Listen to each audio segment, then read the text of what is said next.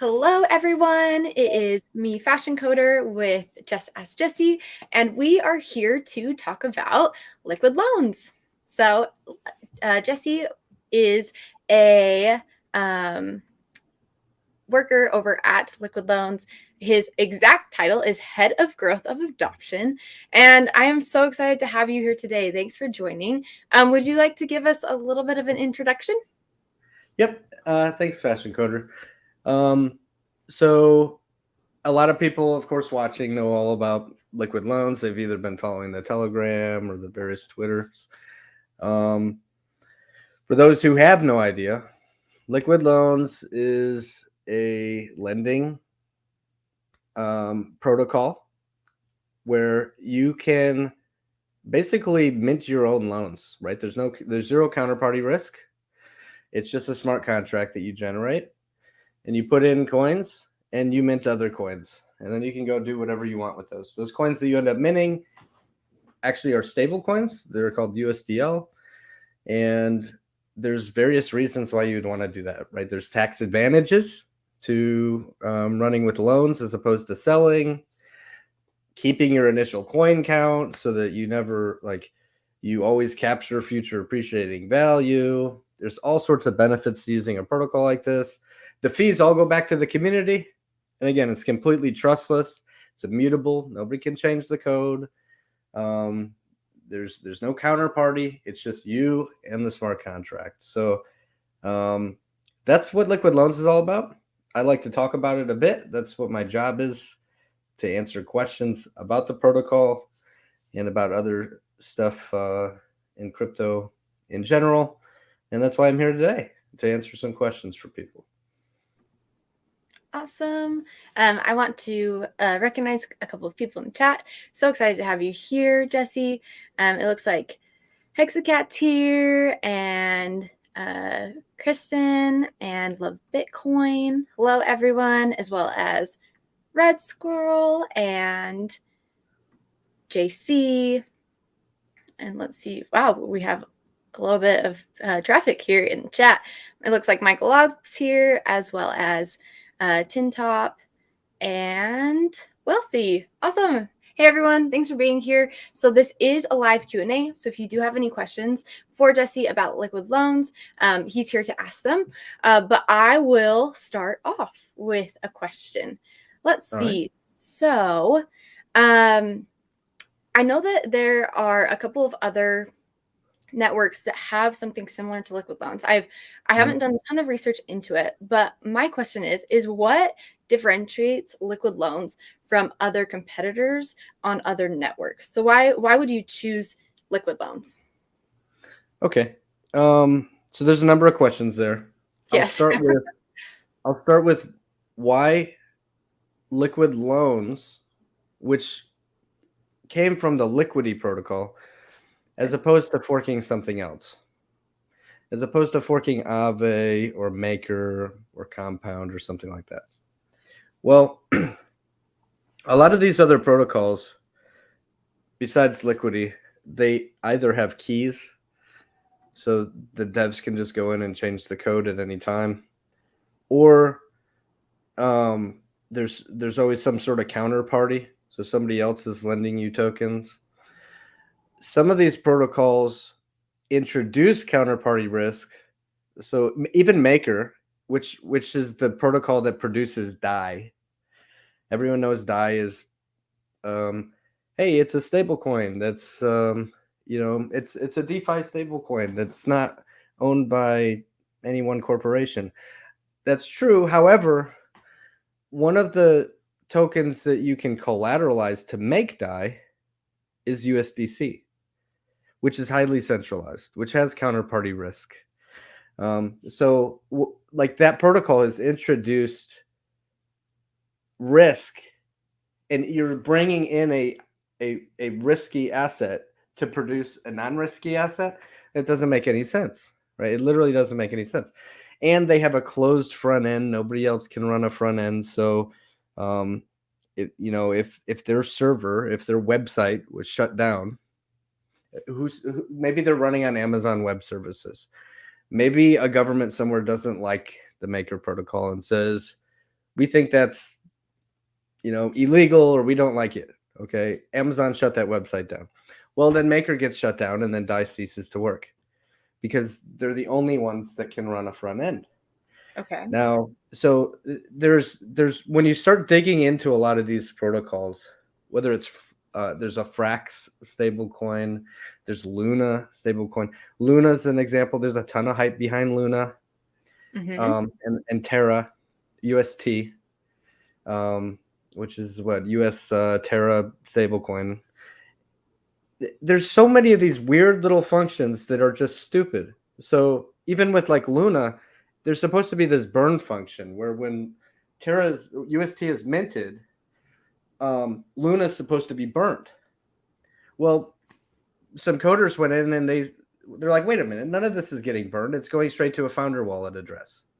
Literally, all the Luna that's supposed to be getting burnt goes directly to a founder, right? And then he has an excuse on Twitter saying, "Oh yeah, I have access to that. I have the keys to that wallet. I'll decide what to do with it at a later date." So, but that's not what was agreed upon, right? The protocol is pitched to the community that, hey, this is burnt and then this is minted, but that's not what's happening. So, like we at Liquid Loans took a look at a whole bunch of protocols, and there's about 20 different lending protocols on ETH. The only one that we could find that was completely trustless, did exactly what it said it was supposed to do, was Liquidity. Now, it had a number of challenges.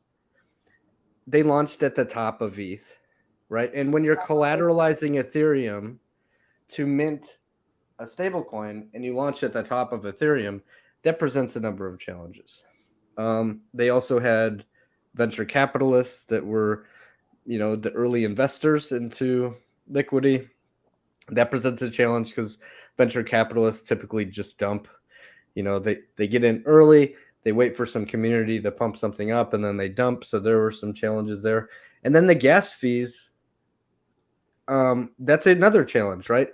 If you're earning a yield in a protocol, which like you'll get to do in Liquid Loans, like you can stake or stability provide with USDL, and you can get just a recurring quantity of loan tokens that just shows up as claimable, right? Okay. But you got to hit that claim button. Well, you can do the same thing on Liquidity, but it really sucks when you go to hit the claim button and the gas fee to claim is $100 or $150 or something, right? So you have to wait for periods. You got to wait a week or two or whatever till you're like, oh, okay, I'm comfortable claiming and burning that gas fee. I'm okay with the gas. So, and the same in the staking pool for their LQTY token, right? The gas is just killing it. But it's working very, very well. But what it's done is it's caused like just the whales to participate. So the average wallet over there, the average vault has $600,000 in there, right? So instead of the small guys being able to participate, it's only the big guys because of the gas. So then the last factor would be the competition. I already said there's like 20 different lending protocols over there. Then Liquidity comes along. They have something really cool, but the market's already dominated by Maker and by Aave and Compound and a couple others. So they're just like one number out of like tons of these other things. So they're really diluted. And what you end up with is a community that has, a few thousand people. But what we have forking it for Pulse Chain is we fixed all those problems, and we have a community that's like way bigger, right? We have 10 or 12,000 people with no competition or very little competition. I do hear about other lending stuff coming to Pulse Chain, but then the same things, right? They're not zero interest. They do have counterparties. They do have keys. It's just not the same, right? And there's no stable coin that's produced. And where's the other stable coins for Pulse Chain? We can't. The copies don't count. Where's the stable coins for Pulse Chain? We need a natively launched stablecoin, right? So I think what we have brought fits, like it's a good product market fit for exactly what Pulse Chain needs for the community. That's awesome. And it's so cool that like you've been able to take something that someone else has already done, but just made it better for our community and what we need. And I also like how you talked about how um on their side of things, like the average wallet was 600,000. Like that's huge. So it's not for like the common man. Whereas it seems like with Liquid Loans, it is more for that type of community, which is awesome because that's Right. type of people that we want to get into crypto. So okay, that's really neat. There was a question in the chat from Kristen. Is there any ETA for sacrifice balances for loan token? Yeah. Well, I don't have an exact date for you. Okay. However, obviously those SAC balances have to be publicized before mainnet, Mm-hmm. and it looks like this question is going to tie hand in hand with testnet. I think Okay. people ask a similar question: is there an EATA for the testnet where we can play around with it? Yeah. And the answer is very, very soon. Okay. Yay. Unlike some other protocols, we're not rushing to just put something out that we have to change and has like we're not putting out a half project. Mm-hmm. We intend for what we deploy on testnet for everybody to play around with, and perhaps with all their SAC balances, or excuse me, their potential airdrop balances, to be Mm-hmm. complete, to be a fully functional working product exactly like it's going to feel on mainnet. All right, we don't want to have to. This security is a huge priority to us.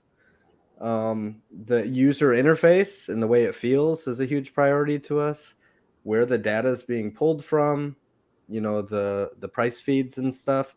Everything is like has to be 100% perfect, and we believe that we're the number one premier third-party protocol on Pulse Chain. So we're not looking to just rush this out and then have to change it 10 or 20 times, Uh-huh. um, before mainnet goes live. That doesn't instill trust and confidence. So if there's some people that say, how come we don't have a test net right now? How come we can't play with it yet? Listen, I'll listen to that all day long because it's coming. When it launches, it's going to feel right. It's going to feel just like the mainnet one, and it's going to be awesome. Okay. And then those people can say, oh, well, a couple months ago, I didn't think it was going to come, or, they were too anxious or whatever. But when it launches, we have to make sure it's right. As far as SAC balances, you may have seen elsewhere, and I'm not being a hater to like Richard when I say this, but we don't want to do it the same way. We don't want to launch balances or like have to redo it 10 or 20 times over and over again. Mm-hmm. Oh, well, here's the balances. Oh, wait a minute. We just updated the balances again and again and again. And then nobody looks at their balances anymore because you can't believe it. It doesn't matter until like mainnet comes because it just changes every couple days. We don't want to do it like that. When we release the balances, we want them to be completely perfect and accurate. And we've already gone through some test samples with a small group of people and done the math a million different ways and made sure that everything's accurate. Cool. Oh, that's great. All right, let's shout out a couple of people from chat. A couple of people have shown up.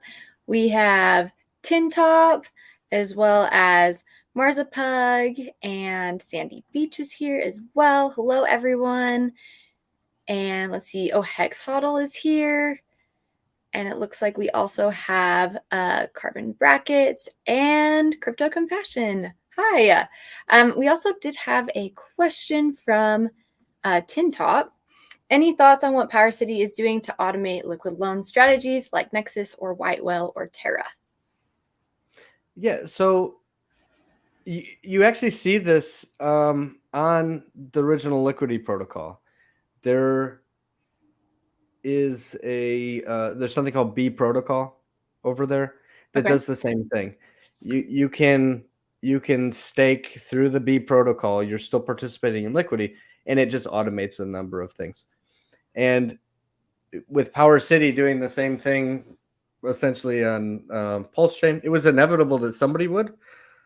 And it's cool. They're not going to be the last people that are going to run a front end. Oh, Soon, okay. people will be able to grab an SDK package where they can just easily create their own front end for Liquid Loans, right? Oh, So with that, you're going to see people build websites that show all sorts of metrics and charts and graphs. You're going to see other things like Power City that have some automated functions. They'll have to build smart contracts that do some of that for you. Then you're going to see others that simply do the exact same thing that our standard front end is going to do, but it might look a little bit different. And maybe they do that because they have their own community. Maybe they want to have a fee, built into their front end or something, right? But okay. they bring a large community with them, so maybe they may go off and run a front end. A good example of that could be wallet builders. Let me give an example. Let's say Staker says, well, we can easily create a tab over here that says Liquid Loans, and people click that, and right inside of our own, the wallet here, people can interact and get a loan or repay a loan or do a stake or this or that. But then they shave a little bit of fee because it's really convenient to have all that located right there on their wallet. Or maybe internet money, maybe they have a wallet, maybe they choose to do the same thing. So that's why Power City is not going to be the last ones to do this. They are the most outspoken about it, and I think it's cool. That's awesome. Great. Let's shout out a couple more people that have showed up. We have Finbear and Tank Crypto, as well as, yeah, I think we're for the most part caught up on those. Let's see. Crypto Compassion said Liquid Loans will help Pulse price performance greatly. Could you go in a little more depth on that, Jesse? Yeah. So whenever you're taking, like, the idea is you're taking Pulse that would have otherwise sold down the price, Okay.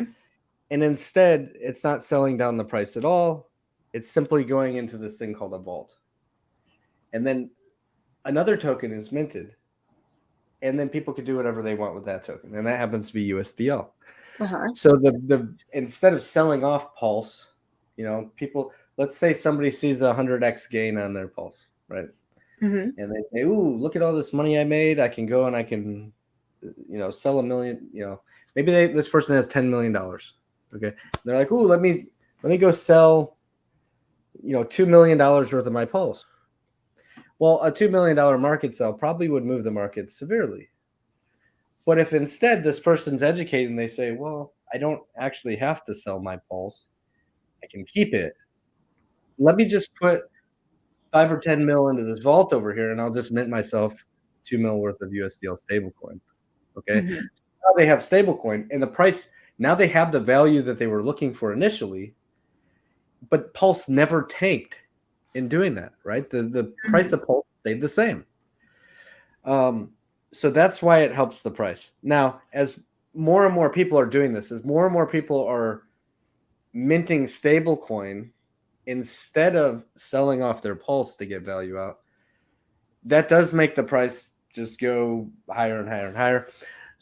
So it's not a perfect science because there's still people who aren't participating in the protocol or who don't know about the protocol, who are seeing these massive gains, who are selling, right? So if you got a group of people who, because they're not selling, the price 100x's, you still have the rest of the people who just got 100x, the rest of the people who are not participating, who are selling, right? Mm-hmm. So we do have to be careful of that, right? We're not trying to create a system where you have we're just like feeding liquidity to the non-participants of Liquid Loans.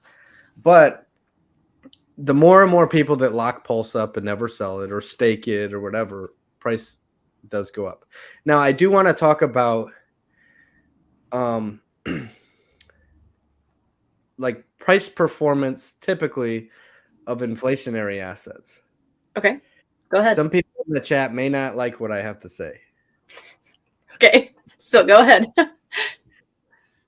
What you've seen with some of the DAOs, such as Olympus, or Hector DAO, Tomb Finance, and then you've also seen with some of the nodes, like Strong and Stronger, or Samurai nodes, Power nodes. There's these things in crypto that allow you to stake, and all you do is you earn more of the same thing that you're staking. Okay, there's actually a popular coin that everybody here is familiar with. Hex could be classified as one of these. All right. What you typically see happen is you get a bunch of people who early on, they say, oh, I need to get a bunch of this and I need to stake it, right? And then there's a lapse between when they stake and then when they start taking profits out, right? So everybody starts staking. The price is going up and up and up. And then there always comes a point, though, where the inflation, the yield, and you always hear, sell your interest, shave your interest. You heard this with Olympus DAO. You heard this with Tomb Finance. You heard it with Hector DAO. You've heard it with Hex. Sell your interest. Sell your interest. The problem is, the longer something goes sideways in price, there's still new tokens being minted all the time. There's always more and more and more and more and more being fed to the stakers, even though the price is going sideways. And there will come a point where, and you see this with all of these inflationary things, where the price has no choice but to go down because people are selling, and there's way more sell pressure because of all this interest being generated than there is new buyers, right? There's a bunch of hype at the beginning. Then all these people who get in at the beginning, they're all generating more and more and more and more and more coins, but they didn't do it for fun. They did it for gains, right? So then they take those coins that they're earning that have appreciated and they have more of, and they start selling them off. And it gets harder and harder over time to get enough buyers to outrun the inflation. Now, I'm not saying that Hex is dead.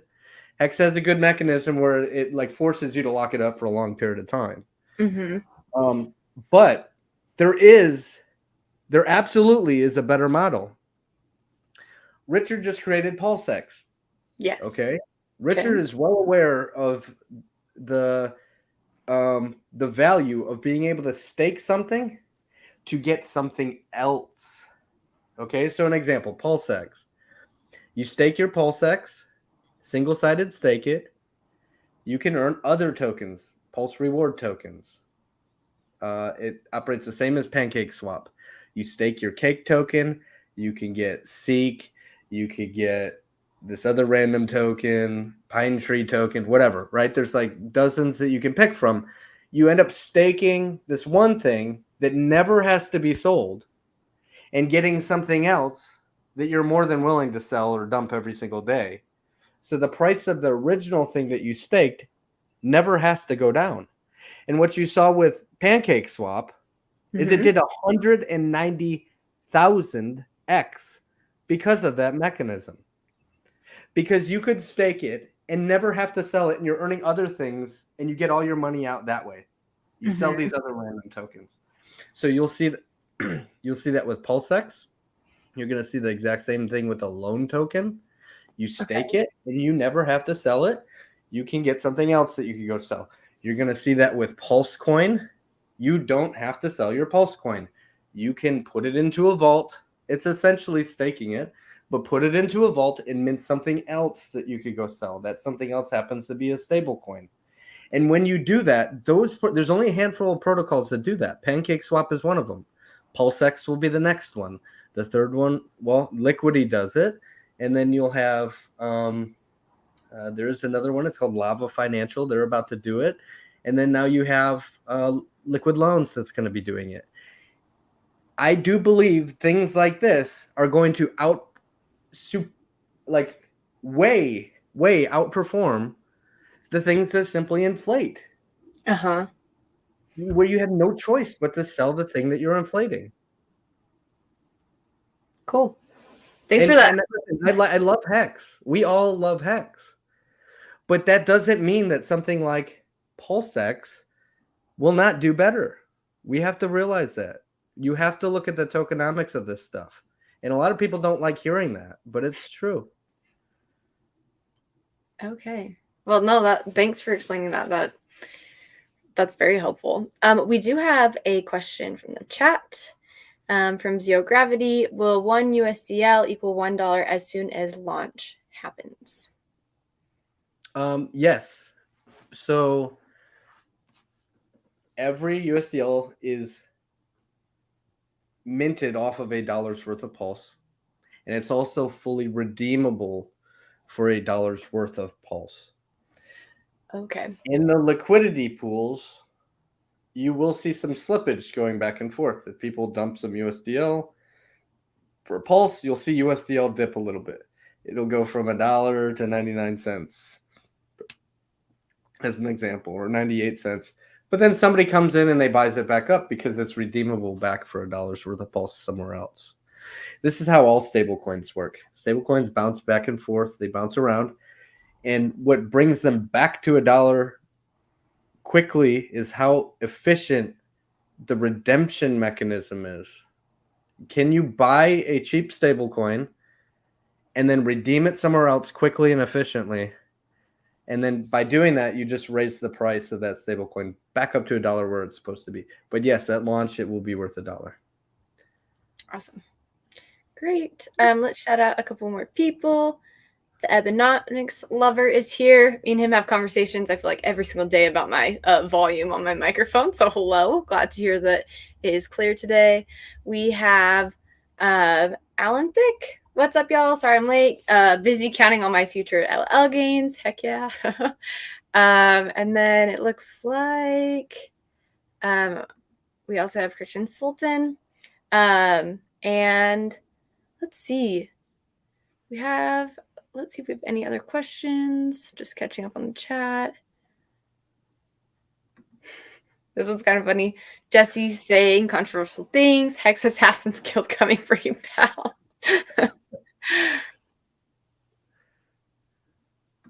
Well done, Jesse.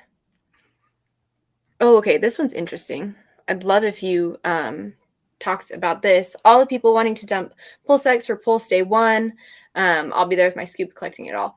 What do you think about that? Yeah. So we've heard that in the Pulse chain or the PulseX voice chat for a long time. Yeah. Originally, I mean, even Richard said it. He changed his tune later on, but he told people, hey, you can buy some, you can get some PulseX and you'll be able to swap it for Pulse before the bridge is formed. Mm-hmm. Well, you can swap it before the bridge is formed or after the bridge is formed. It doesn't matter. What matters is you're slipping the price when you swap one thing for another. You're adding a token over here and you're withdrawing a token over here, right? So you're changing those ratios. So what we've heard is thousands of people say that they're going to dump their PulseX for Pulse. Yeah. So let's say the ratios are whatever they're at, and thousands of people are depositing PulseX into this side and withdrawing Pulse out of the other side. What you're going to see is even if there's no dollar value assigned, there's still a price. That price is in relation to Pulse.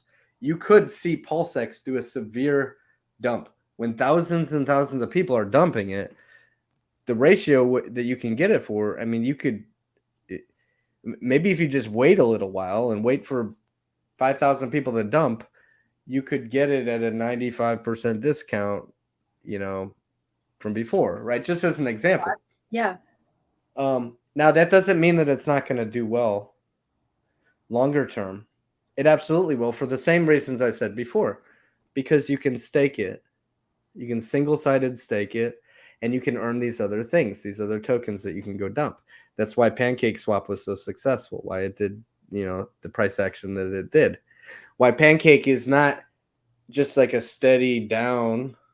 It's been up and down, but it's kind of just like floating around kind of sideways because you don't have to sell it. People would prefer to take it and just stake it for this other stuff they can go dump.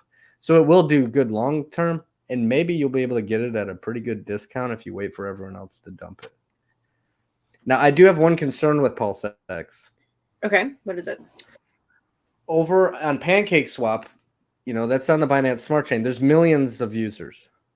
There's millions of people in Binance Smart Chain. And dozens of new protocols every single day. Tons and tons of volume that go through PancakeSwap. So, there's lots of protocols that are putting their tokens up as, hey, we got a whole bunch of tokens. Can you create a single-sided staking pool and reward these out to people? And then the community votes, and they have tons of options. Okay, on PulseX, it's not just going to work by itself. We still have to have tons and tons of adoption. We still have to have dozens of protocols that come in and say, hey, we've got this new coin we'd like to give out to people. Can we create a pool for it to reward people? Now, it would be nice if we get millions and millions of users like Binance Smart Chain did. We don't have that now. We have 60 or 70,000 people in the Pulse Chain main chat.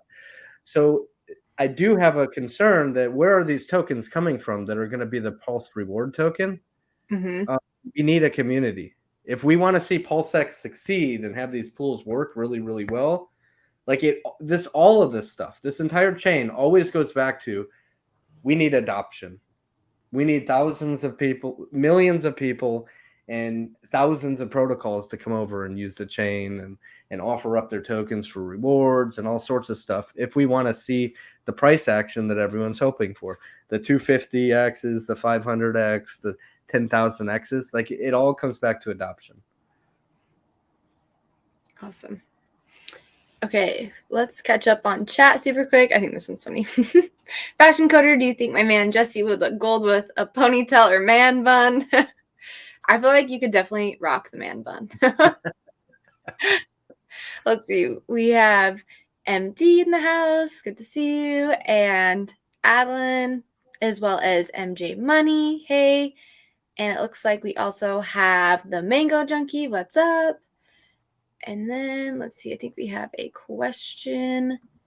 Is the loan token deflationary? It's actually a fixed supply, but it has some interesting ways that it distributes. So out of that fixed supply, you have a large portion of the community that's going to have that. But because of how people chose their locking periods, there's actually a small amount of that supply that's available at the beginning of the protocol. Because the longer people lock for, the more, the bigger the bonuses, right? So the people early on actually have just a small amount. The people later on at the 2-year mark, they actually have a huge amount. All right. Now, so combine that with, okay, you have a pool. It's a reward pool that distributes loan token to stability depositors. But the rate at which that emits goes through halves every year. So it gets cut in half every single year. And as time goes on, there's more and more participants that keep coming into liquid loans. So even earning those rewards gets harder and harder and harder over time. So it's a fixed supply. There's just a pool of them that pays out as rewards. But that pool gets harder and harder and harder to get any out of that pool over time. So it kind of mimics a little bit of inflation, I guess, because it's just a pool that trickles out, but it's actually a fixed supply. Okay, awesome. Let's see. We have the Ethereum people come over for low gas fees, dude. Awesome. That's dogs only. Good to see you. We also have Flat Earth Underground here. What's up? And we have DB. Let's see. We have another question. Curious to your thoughts on Teddy and is that liquidity? Those both dropped. Yeah. Awesome. In price a lot. Any idea why? Did the rewards go down a lot? Yep. No, the rewards stayed the same. When Teddy launched, they launched stealth. They stealth launched, and they literally had no community. I think their Telegram has maybe 300 people or something or less. It's not a lot. Yeah. It's barely any people. So nobody even knew about the protocol. And then the people who did find it, they had no education. Teddy has 0 videos. Nobody Okay. knows who the team is. It's just like dead over there. So the education and community will always drive price. You can have the best protocol in the world with the most amazing tech, and it can be trustless and immutable, and it can just be cool. But if you don't drive it with some community adoption and like excitement and videos and stuff, it's not going to go anywhere. So that's exactly what happened to Teddy. Mhm. Now with Liquidity, I mentioned this earlier in the stream. They launched at the top of ETH, and actually, if you stack the charts, you'll see that there's an initial dump. They had some venture capitalists at the beginning, okay, but then after that, the loan token or the Liquidity token did what ETH did. If ETH went up, Liquidity went up. ETH went down, Liquidity went down. So it's kind of just been like following ETH ever since, which is exactly what we believe the loan token will do. We think it's going to do it a little bit better because of the way everything's kind of locked up. So if Pulse does well, and Pulse does, imagine this. Let's say Pulse does a 500x. People's collateral levels that they started with are 500 times more safe than they were before. So if somebody started with a 1,000% collateral level and the value of Pulse 500x's, okay, so now you have 500, 5,000, 50,000% collateral level. I mean, that's insane, right? So what's the person going to do with their vault at that point? They're going to mint more USDL, right? They just 500x the value in their vault, and they're going to say, oh, now I can take out more value, right? They probably wouldn't have waited for it to 500x before they did that. But the point is they're just going to constantly be minting more and more USDL. So launching at the beginning of a blockchain, what that allows is as the value of the native coin Pulse goes up, you will see more USDL come into the market. As the value of Pulse goes down, the total supply of USDL should kind of decrease as people are paying back their loans. When you try to do this launching at the top of ETH over there, it doesn't work quite the same. Okay. Right? It's best to launch early on, and you can get the most amount of stablecoins out into the market. Right? So it is going to perform differently in price because of when we launched and how we're launching. The protocol is the same, but it's all about timing. Okay. So when the Pulse network gets launched, will Liquid Loans be launched at the same time, or will it be shortly after? It'll be shortly after. Okay. Perfect. Good to know. Looks like we have a couple more questions. Wealthy said, do you think the airdrop of the ERC20 tokens will bring a mass adoption to PRC20? Yeah, so everyone's just what they have on Pulse chain, they're gonna, came from it what they had on Ethereum chain. Will that bring mass adoption? It should. If there's like a network effect, people start hearing about it. Once there's value and all these coins are tradable and like there's a real dollar value behind them, there should come a point where like all across Twitter, it just starts to spread. And all across YouTube, it just starts to spread that there's a new blockchain over here and everyone already has coins. Go check it out. And I'm imagining at some point, more and more people will hear, and then it just gets more and more parabolic of people coming in to go check out their free coins that they got. We can hope that that's happened. Now, we've already put this narrative out there about this free airdrop. Numbers aren't doing anything. The Telegram numbers are staying the same. Okay. So I don't know if that's because like the community is not being heard, or if it's because nobody cares yet until the chain actually exists.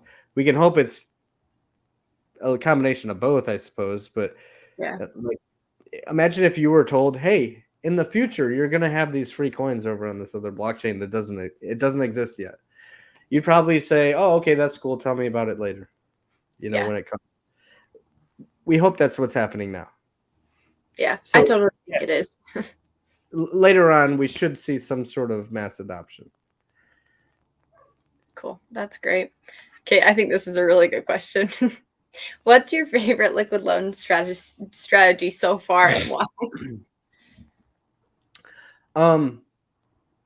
Okay. There's a ton of strategies. I prefer to acquire USDL, Okay. put it into the stability pool, earn more loan tokens, which gets staked, and I never sell. Now, I may prefer a combination of minting some of my own USDL and buying some on the open market. Okay. So, it all depends. Like let me give an example. If you're already, let's say you're a whale and you say, well, I've got, $5 million to play with. Now, if you're already holding that in a stable coin elsewhere, like why not convert that into USDL that you can then stake? There's an end game in crypto that I feel very strongly about, and that's ending up in stable coins that generate yield. Okay. So let me give an example. Oh, and by the way, it's called the HODPRL strategy. Okay. Thank you. HODPRL strategy, and it's in the Telegram. Somebody can give you a link to it. Maybe Hexacat can throw it up in the Telegram page. So imagine this. Imagine you're in Pulse. Maybe you're staking to some validator nodes. You're in Hex. You're earning some yield over there. You're in PulseX. You're earning all these random tokens that you're dumping, and you're making all sorts of tokens all over the place. And maybe the price of some of these is just going insane. And you find yourself with $10 million. It would be smart to at least have a portion of your wealth in stablecoins. So if your total net worth is 10 mil, but it's all in like one single coin and it's like in the PulseX incentive token or something, you might want to consider putting that into some sort of stable coin that earns a yield, at least a portion of it. All right. So the play that I always like, whether I'm doing something in nodes or in a DAO somewhere or in Hex, or I'm playing around with a Liquidity protocol, or I'm doing something on PancakeSwap, is I'll always end up shaving some profits, converting those into a stable coin that I earn a yield on somewhere else. Some people do that on Celsius, which has counterparty risk, 8.5%, but there's counterparty risk and they have the keys. Other people do that on the Liquidity protocol, which can generate a 20 to 40% yield, and you have the keys. The point is, when you have some stable coins that set you up for the rest of your life, you have an option to just send it back to your bank, right? You go all the way back and have fiat in your bank. You have 2 mil or whatever and sit in your bank account, and you're set for life. But you're not doing yourself any justice. You want that security, but why not earn on that same security, right? So you take the couple mil or whatever, you put it into stable coins, and you generate a yield off of them. And elsewhere, you still have your other money doing work for you. You still got Hex, you still got PulseX. All these things are growing, but every now and then you shave a little bit more, you park them into stable coins, and those stable coins are earning yield. So you always have the security of your financial future in case everything goes to zero. You still have those stable coins, and they're also generating you a yield. Maybe not as big of a yield as the other stuff, but at least they're generating you a yield and you have that stability. I like the HODPRL strategy. Cool. And someone called you out. Red Scroll did. Okay, let's see. Looking at chat. Let's see. Looks like a couple different questions were answered, but then, or asked and then answered. Let's see. Let's do a couple shout outs while we're here. So, Dan L asked one of our previous questions, and he asked another question. Let's see. Thoughts on USDL and loan token, possible interest rates, double-digit %? Did you go over that? I did. Well, if Pulse does well, Mm-hmm. then the USDL and loan token rates, when you stake those, are going to do insanely well as well. The liquidity protocol, I think the average from the beginning is like 249% annual return. But it's settled down. So if you participate now, it maybe the stability pool gets you like 12% or something.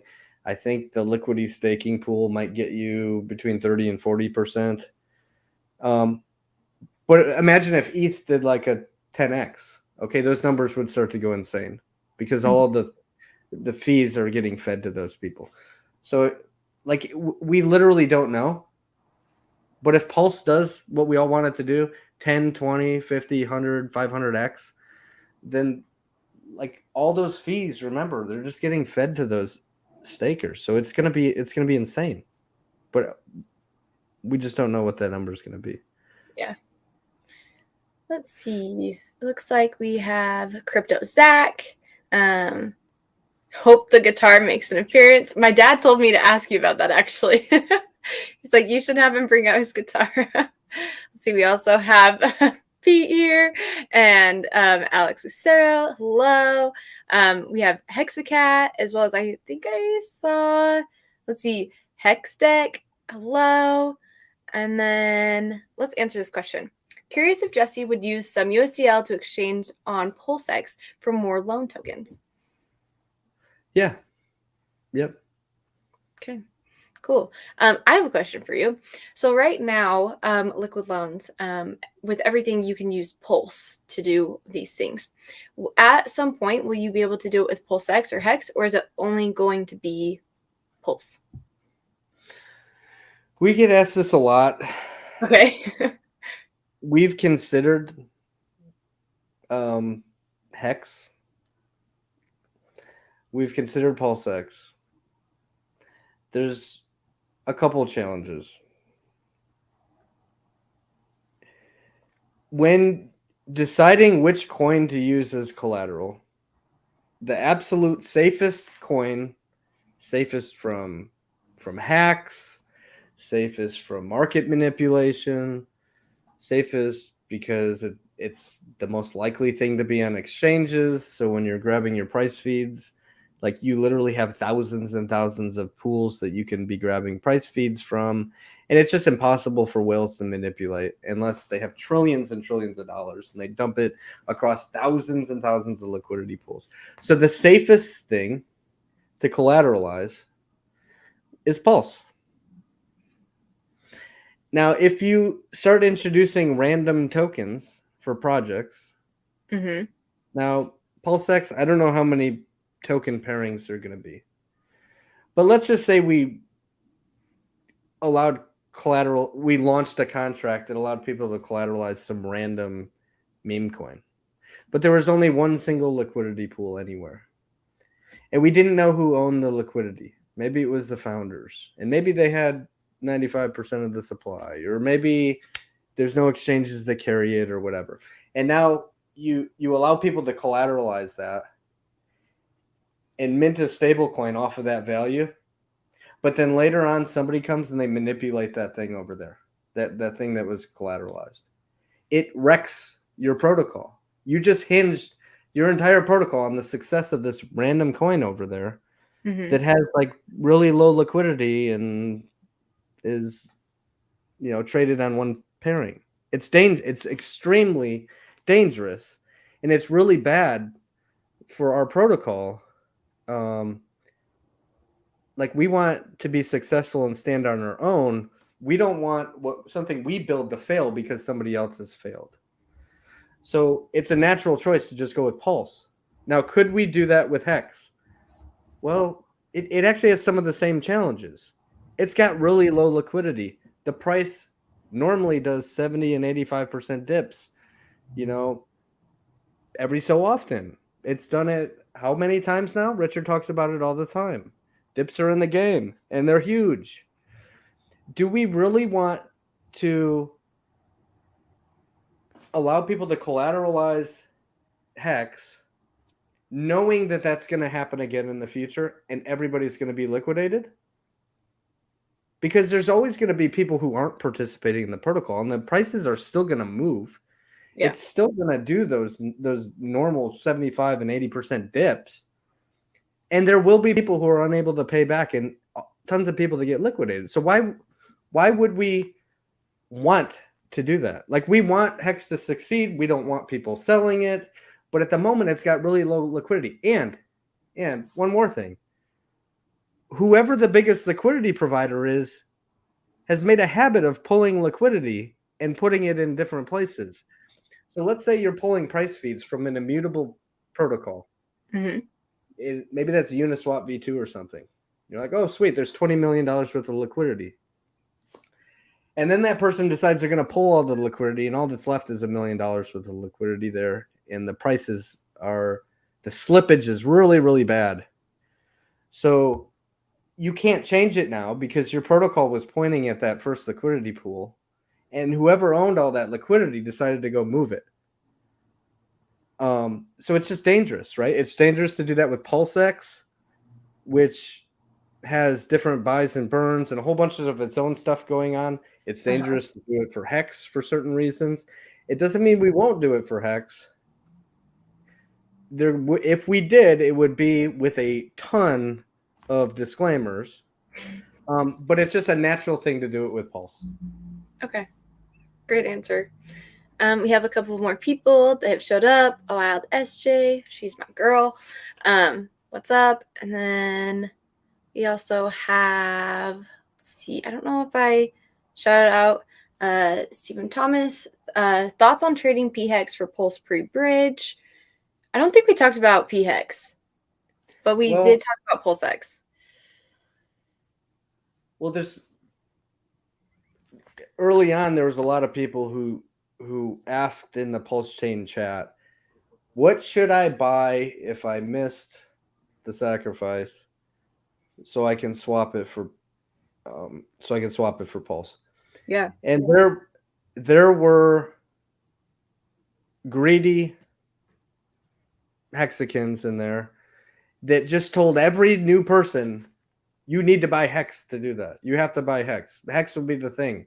Hex, Hex, Hex, Hex, Hex. Well, the reality is everything's going to be tradable for Pulse. Mm-hmm. So you have like the entire Ethereum net state being copied over. You have the fixer bot that's fixing the supply ratios and then redeploying all that liquidity over into PulseX. So everything's tradable. If you own Link, guess what? You'll be able to go to PulseX and swap it for Pulse. If you own, some random dog coin, you'll be able to go to PulseX and swap it for Pulse. So, like, if people put on their thinking caps for a second, why would you buy Hex if your sole intention is to dump Hex? Hex is designed for one thing. You stake it and you earn a yield. It's not designed for you to buy, hold through a fork, and then dump it with thousands of other people because you'll get a really bad rate. Your pool that you're dumping into will be slipping so far, you're going to get a horrible rate. So just imagine for a second, let's say you've got some value on ETH and you say, I missed the Pulse Chain sacrifice. I'd like to get some more Pulse coin. Would you buy what everyone else is intending on dumping?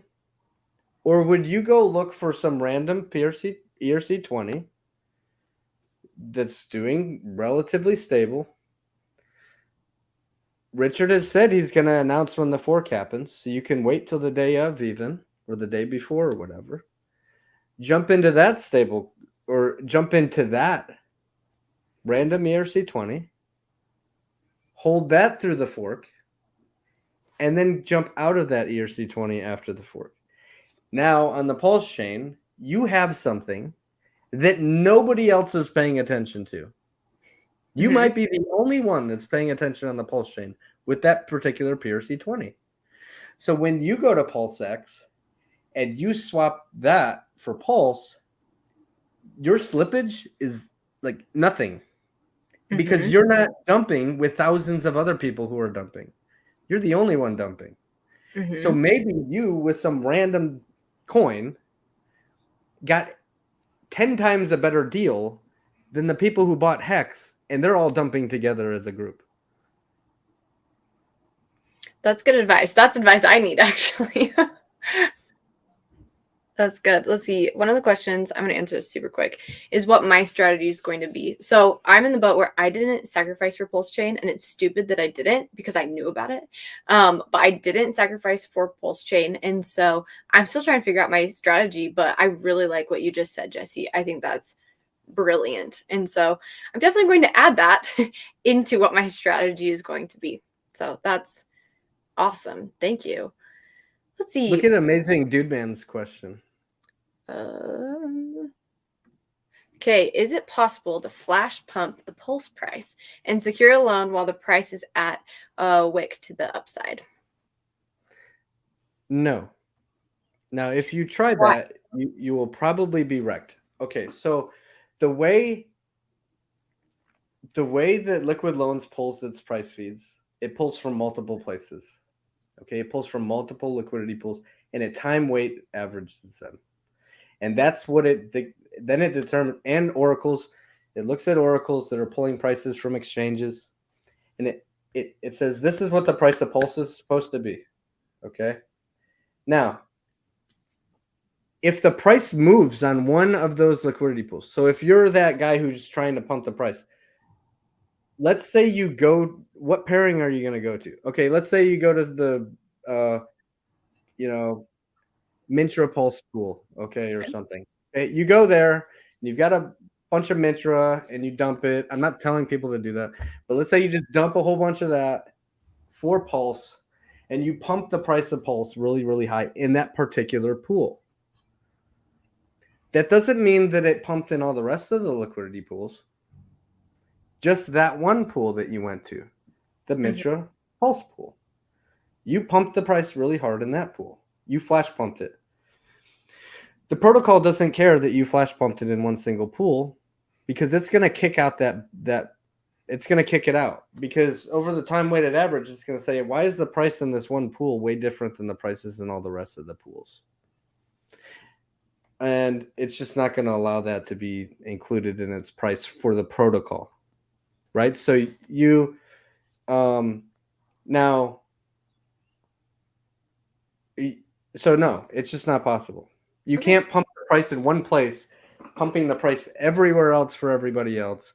Mint a loan really quick. It's just impossible. Maybe if you had like trillions of dollars and some really fast bots, quantum computer that could pump it on every single. But remember, Pulse is paired to tens of thousands of tokens. Every token that exists on ETH will exist on Pulse chain, and Pulse is going to be paired to all of them. So if you want to pump the price everywhere, you're going to have to pump it across all of them at the exact same time.